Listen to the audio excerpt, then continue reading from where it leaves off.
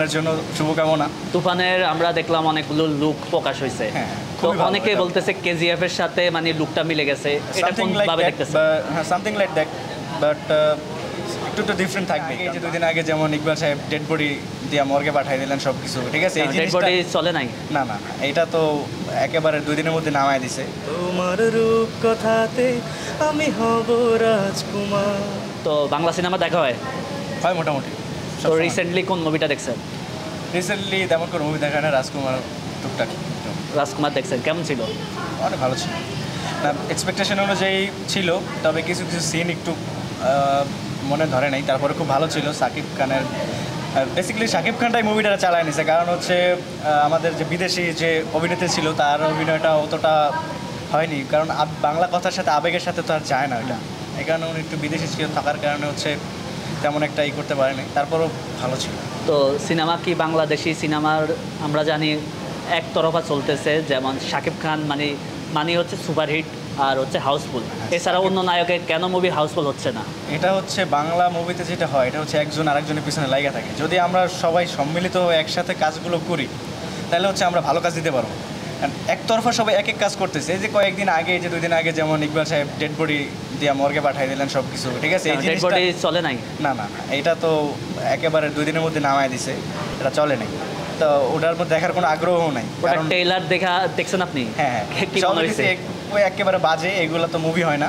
তো মুভি করতে হলে এখন বর্তমানের সাথে করতে হবে, যেগুলো হচ্ছে আমাদের সাথে যায়, বর্তমান জেনারেশন, বর্তমান সবাই জিনিসটা হচ্ছে নিতে পারবে, ভালোবাসবে, এই জিনিসটা হচ্ছে করতে হবে। তো সাকিব খান হচ্ছে এক্সপ্রেশনের জায়গা থেকে ভালো মুভি করতেছে, তো all the best Shakib Khan. নতুন তুফানের জন্য শুভকামনা। তুফানের আমরা দেখলাম অনেকগুলো লুক প্রকাশ হয়েছে, তো অনেকে বলতেছে কেজিএফ এর সাথে মানে লুকটা মিলে গেছে, এটা কোন ভাবে দেখতেছেন?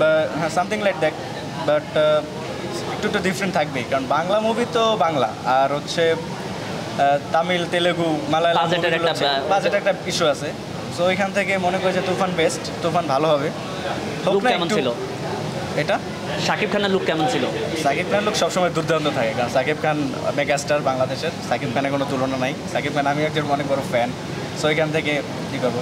তো তুফান আমরা জানি ডিরেক্টর হচ্ছে রায়ান রাফি, যার মানে প্রত্যেকটা মুভি সুপারহিট, রায়ান রাফির কথা বলতেছি। তো শাকিব খান হচ্ছে বাংলাদেশের সুপারস্টার, আর রায়ান রাফি হচ্ছে বাংলাদেশের মানে বর্তমান মেকারদের মধ্যে 1 নাম্বার। তো দুইটা একসাথে মিলে কি একটা তুফান আসলে কি হয়ে যাবে? একটা তুফান তো হবে আমি মনে করি, কারণ রায়ান রাফির পিছনে যে গত সিনেমাটা ছিল সুরঙ্গ, এটা খুব দুর্দান্ত একটা মুভি ছিল। তো তুফান এক্সপেকটেশন রায়ান রাফির কাছে খুব আকাশচুম্বী একটা এক্সপেকটেশন আমাদের। সো আমি চাই হচ্ছে রায়ান রাফি খুব ভালো একটা মুভি দিকে আমাদের। প্রিয়তমার কি রেকর্ড ভাঙতে পারবে তুফান? আশা করছি। বাকিটা শাকিব খান যখন মুভিটা উন্মোচন হচ্ছে মানে কথাবার্তা হচ্ছে, তখন শাকিব খানে বলছিল তাকে 25 কোটি টাকা দিতে হবে, 25%, 100 কোটি টাকা ইনকাম করলে। এখন কি মনে হচ্ছে যে 100 কোটি টাকা মুভি ইনকাম করতে পারবে? এটা সম্পূর্ণটা হচ্ছে তার পারফরমেন্স, হল কালেকশন, ছবির গান, ছবির স্ক্রিন প্লে, সব কিছুর উপর ডিপেন্ডেবল। এটা দেখা যাক। যেহেতু শাকিব খানের প্রসঙ্গে আছে, শাকিব খানের কোনো মুভির কি কোনো গানের আমাদেরকে একটু শোনাতে পারবেন?